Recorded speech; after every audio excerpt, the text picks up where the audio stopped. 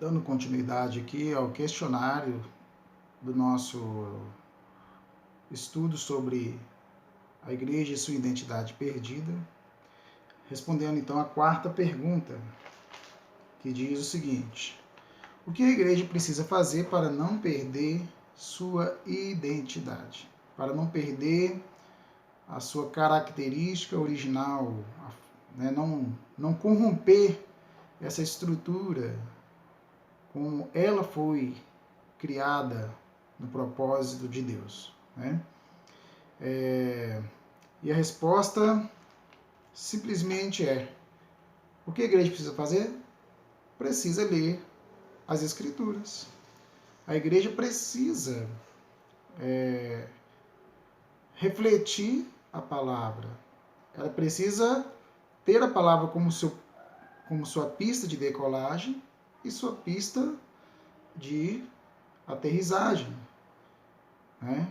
Ela decola pela palavra e é orientada pela torre da palavra, né?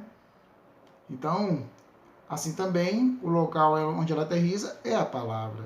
O tempo todo que orienta essa decolagem, o voo e a aterrissagem da igreja é a palavra. Paulo vai dizer em Romanos capítulo 10 que assim a fé vem pelo ouvir e o ouvir a pregação da palavra. Eu costumo dizer que a mãe que gera o filho é a mesma que amamenta. Do mesmo modo como a fé e a igreja é gerada pela palavra, é dela que a igreja tem que continuar se alimentando, né? Não é à toa que também Pedro nos orienta na sua primeira carta, no capítulo 2, né, a desejarmos como crianças recém-nascidas o genuíno leite espiritual, para que por ela ou por este leite, que é o alimento da sua presença, palavra e vida, né, nós vamos crescendo para a salvação. Somos gerados pela palavra e nosso crescimento depende da palavra, né? Tem uma expressão de Paulo também, em 1 Coríntios capítulo 4, verso 15, que ele diz o seguinte: porque ainda que vós, ou ainda que tivesseis milhares de preceptores em Cristo, não teríeis, contudo, muitos pais, pois eu, pelo Evangelho, vos gerei em Cristo. A igreja foi gerada em Cristo pelo Evangelho, né? O que gerou, que formou, que deu essa anatomia, essa estrutura, essa saúde, essa vida, a igreja é a palavra. Então, dia após dia, a igreja precisa se redescobrir. Ela não pode se inventar ou se reinventar fora do Evangelho. Então, a orientação, a bússola de correção do caminho da igreja é o Evangelho, a palavra de Deus.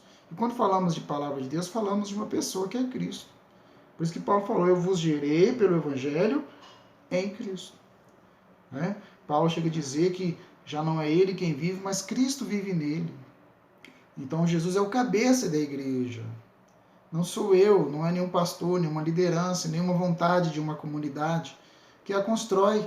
Tudo que deve orientar todas as atividades da igreja, seu caminho, sua postura, suas decisões, sua agenda, né?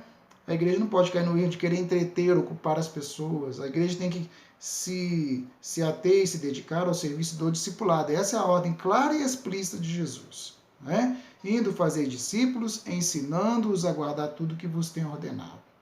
Então, para que a igreja não perca a sua identidade, ela precisa ler a palavra, olhar para Jesus, o autor e consumador da sua fé.